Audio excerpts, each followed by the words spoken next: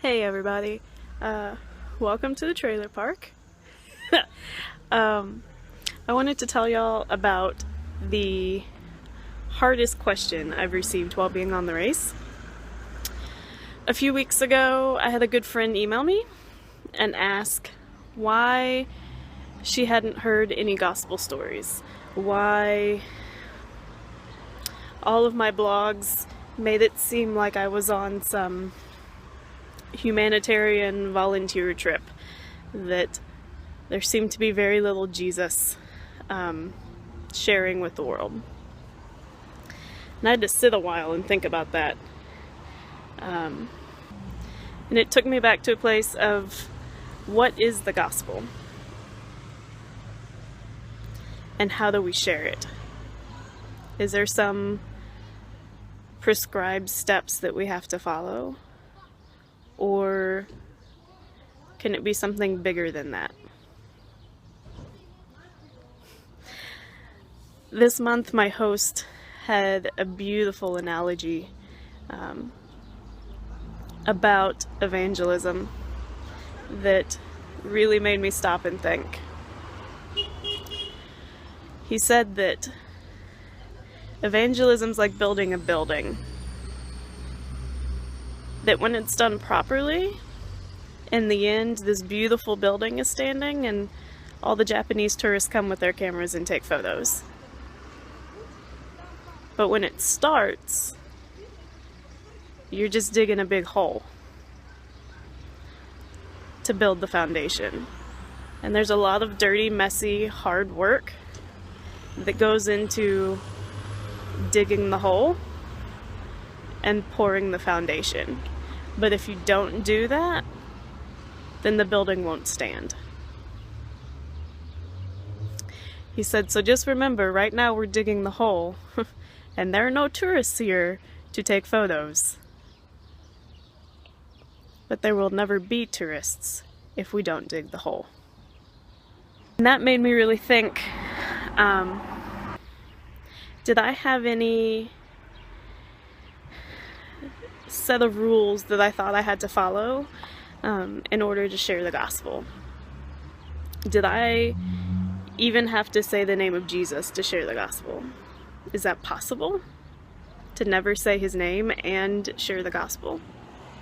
So I've been praying into this and sitting and listening, and God's revealed all kinds of things to me.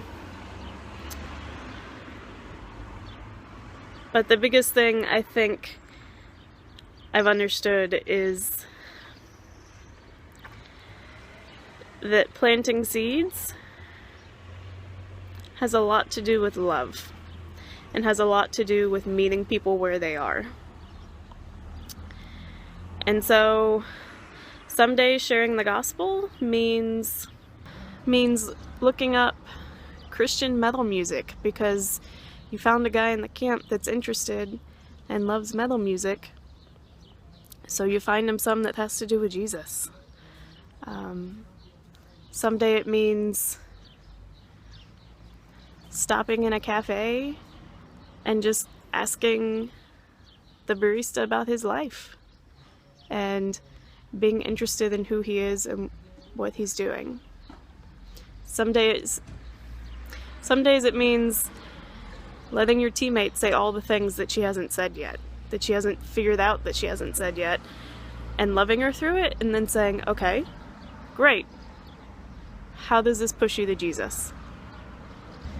So I think the biggest thing I've learned through this process is that the truth that we're taking to the world has no right delivery system. We have to wait on the promptings from God, and we have to live out the gospel every day. So one of the things I've heard many times this year is be Jesus with skin on. Basically saying that in everything that I do, in the very person that I am, I should exhibit who Christ was and what he came to do. which is a little terrifying. Let's be honest. Um, but it's also hugely relieving to me that I don't have to follow a prescribed set of steps or procedures in order to do evangelism. Because some days evangelism looks like teaching someone how to play backgammon. And even though there's language barriers and even though there's time constraints and even though there's all the other things, you can still love someone in a way that's different. And if you're loving with the love of Christ, the love will always be different. It will always be more than something you can give yourself, and it will always be something that has the power to impact.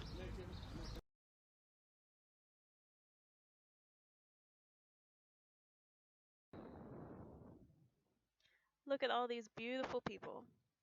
They're awesome and love to show God to the world. The bad part is, about a dozen of them are not funded yet.